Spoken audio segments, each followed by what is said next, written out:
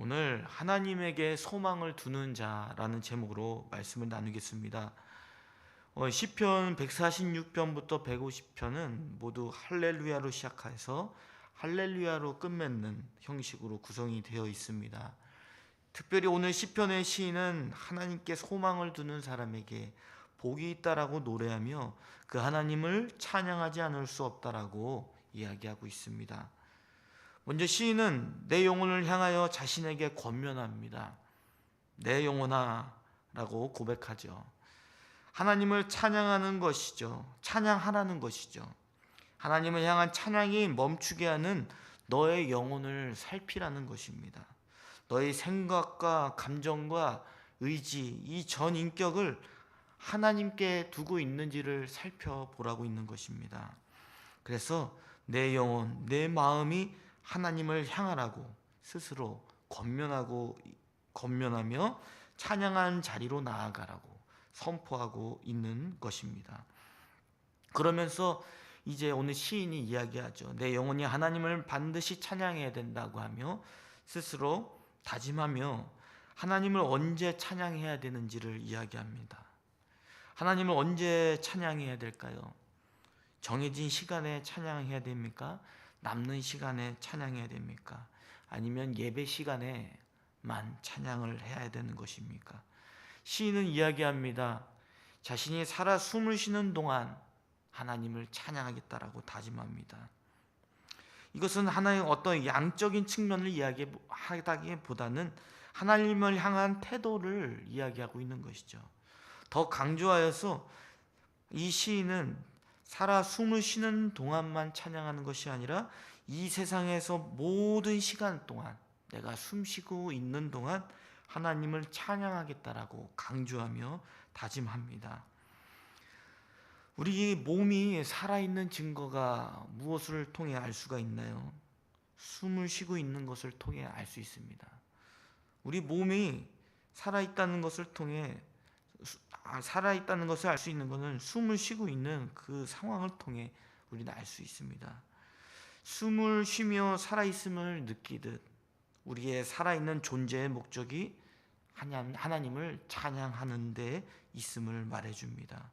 우리가 살아 숨쉬는 목적이 즉 하나님을 묵상할 때입니다. 하나님의 뜻을 바라보며 생각할 때, 그분이 행하실 큰 일들을 기대하며 나아갈 때에 내가 살아 숨쉬는 목적이 무엇인지를 발견하게 된다는 것이죠. 왜 그렇습니까? 하나님은 창세기 2장에서 말씀해 주고 있기 때문입니다. 흙으로 사람을 만드셨습니다. 그리고 흙으로 사람을 빚은 것으로 끝나는 것이 아니라 그 코에 생기, 하나님의 호흡을 불어 넣어 주셨습니다. 즉 하나님의 생명력을 직접 사람을 창조하는 과정에서 개입해 주셨다는 것이죠. 이 말은 무엇입니까? 육체의 몸을 가지고 숨을 쉬는 것이 살아있다는 분명한 증거가 되지 않는다는 것이죠. 육체의 몸은 숨을 쉬고 있지만 하나님의 호흡이 들어가서 하나님을 의식하지 않고 하나님과 함께하는 삶을 살지 못한다면 그 사람은 진정 살아있는 존재가 아니라는 것입니다. 우리가 육체로 숨을 쉬며 살아가고 있다는 증거를 확인하듯 하나님의 숨결을 느끼며 살아갈 때 우리는 진정 살아있다는 것을 느끼게 되는 것입니다. 내 마음, 내 영혼에 주님을 모시고 살아갈 때에, 그분을 신뢰할 때에 살아있음의 그 존재 가치를 느끼게 됩니다. 우리가 살아 숨쉬는 동안 살아계신 하나님을 늘 의식하며 그분을 묵상하시기를 바랍니다. 그러며 하나님이 행하신 일들과 그분이 행하실 일들을 바라보며 그분의 뜻을 기억하며 하나님을 찬양하는 자리에 있으시는 저와 여러분이 되시기를 바랍니다. 살아 숨을 쉬지만 하나님을 내 마음에 채우지 않을 때 이상 증세가 나타납니다.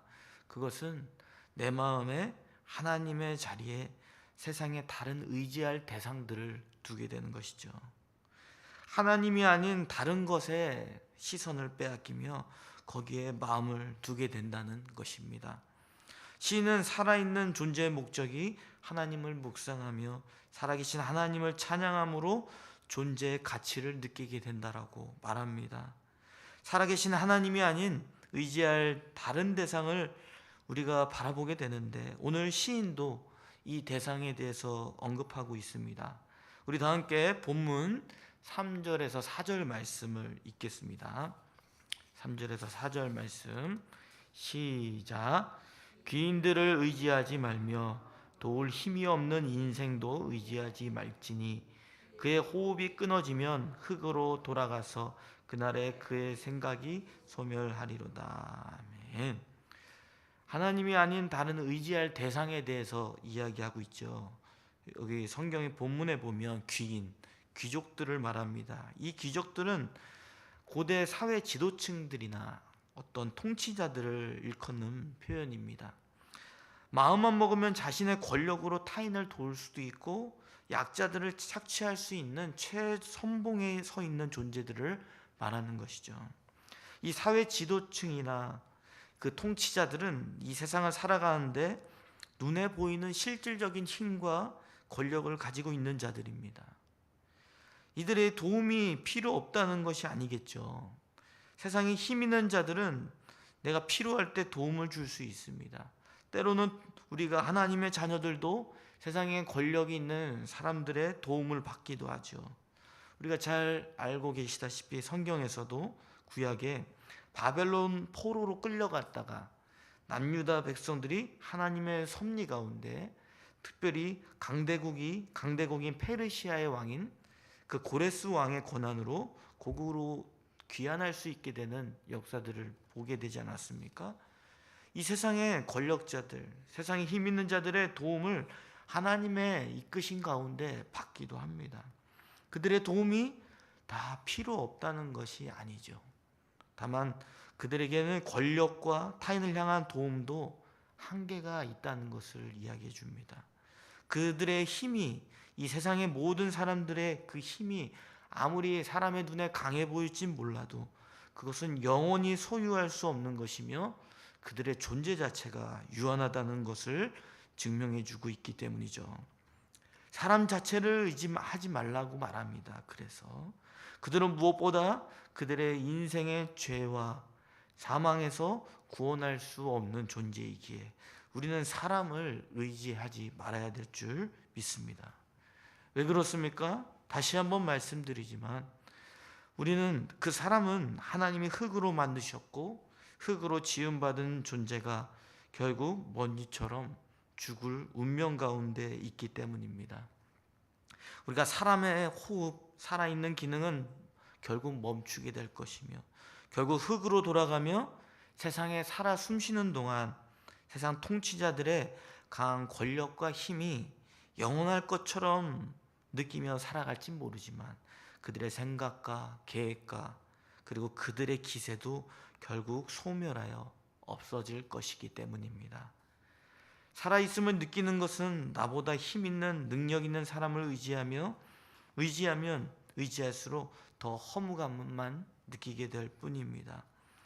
우리의 자신의 모습만 봐도 알 수가 있죠. 우리가 건강했던 몸이 예전 같지 않게 됩니다. 스스로 자신 있게 여기던 힘들을 잃어버리게 됐을 때 힘이 빠지게 됩니다. 저도 말씀을 전하는 가운데 이야기한 적이 있지만 목을 한번 다친 적이 있죠. 그래서 설교를 할 수 없는 상태에 이르러 한 달 동안 쉬게 된 적도 있었습니다. 그때 정말 아무것도 내가 할 수 없는 존재이구나라는 것을 저의 경험을 통해 느끼게 되었습니다. 이것이 저의 경험에 한정되는 이야기가 아니죠. 저와 여러분도 그런 것들을 경험하지 않습니까? 우리의 몸이 약해지고 특정한 부위가 다치게 됐을 때, 기능을 상실하게 되었을 때에 우리의 모습은 어떻게 됩니까? 힘이 빠지고 무기력해 하게 되는 모습을 보게 되죠. 자신만만하던 그 모습이 어느 순간 의지할 대상이 없는 허무한 존재로 스스로 취급하게 됩니다. 그래서 자신이 힘이 빠지게 됨으로 인해서 우리의 마음 가운데 만족을 누리기 위해 어떠한 행동을 취하죠? 다른 의지할 대상을 찾게 되는 것입니다. 그것이 우리의 죄의 본성이며 우리 마음의 만족이 없기 때문에 다른 의지할 대상을 찾고 있는 우리의 연약한 모습을 보여주고 있는 것이죠. 하나님은 시인을 통해 말씀하십니다. 이 세상에 힘 있는 사람을 통해 현실의 문제를 해결받고 싶은 그런 인생을 살지는 모르지만 그들의 능력의 한계를 바라보라는 것입니다. 그들의 능력의 한계와 효력의 한계를 바라보라는 것입니다. 의지하는 그 힘 있는 사람들의 운명은 결국 썩어 없어지며 죽음에 이르게 될 것이라는 것이죠. 그래서 시인은 세상에 힘 있는 사람이 아닌 다른 세상에 의지할 대상을 바라보며 우리가 그 대상을 의지하라고 선포하고 있습니다. 우리 다 함께 본문 5절 말씀을 읽겠습니다. 5절 말씀 시작. 여호와 하나님을 도움으로 삼으며 여호와 자기 하나님에게 자기의 소망을 두는 자는 복이 있도다. 아멘. 오늘 시인은 오직 하나님께 소망을 두라고 말씀합니다. 하나님은 우리의 인생에 도움이 되시며 하나님은 우리의 희망이 되어 주십니다. 그러한 마음들을 가지고 살아갈 때 우리는 참된 행복을 누릴 수 있게 된다고 오늘 시인을 통해 하나님은 말씀하고 있습니다. 우리는 세상에 힘 있는 사람을 참 의지합니다. 힘 있는 사람들이 가진 세상의 지식과 지혜, 세상을 살아가게 하는데 유용하며 실질적인 결과물을 주기 때문입니다. 그러나 그럼에도 불구하고 진정 가치 있는 삶은 이 세상 가운데 우리의 참된 지식과 지혜의 원천이 되시는 창조주 하나님의 도우심을 구하는 것입니다. 뿐만 아니라 그분께 소망을 두며 살아가는 것입니다. 저와 여러분은 하나님께 소망을 두며 그러한 신앙의 모습을 살아가시기를 바랍니다. 정말 복되다고 여기신다면 하나님께 소망을 두고 하나님의 도움을 구하며 살아가는 것이 정말 복된 길이라고 믿으신다면 하나님과 친밀한 교제를 이루시기를 바랍니다. 내가 살아 숨쉬고 있는 것이 하나님으로 인하여 가능하다고 고백하시기 바랍니다. 그리고 내가 지금 가지고 있는 힘조차도 지금 하나님의 도우심이 없으면 한순간도 살아갈 수 없다라고 고백하시기를 바랍니다. 더불어서 이 세상에서 하는 모든 일 가운데 하는 일을 하기 전에 기도하시기를 바랍니다. 하나님께 기도하지 않는 행위가 하나님의 도움의 손길을 거부하는 행위임을 인정하시고 소망을 두지 않는 행위임을 인정하시고 기도의 자리로 나아가시기 바랍니다. 기도하지 않는 나 자신의 영혼을 살피시기를 바랍니다. 내 영혼, 내 마음의 한구석에 하나님이 아닌 다른 세상의 힘을 의지하고 있지는 않은지 돌아보시고 그러한 우상들을 내 마음 가운데 아직 두고 있다면 마음에 하나님께 회개하며 오직 하나님만을 의지하겠다라고 결심하고 고백하시는 저와 여러분이 되시기를 바랍니다.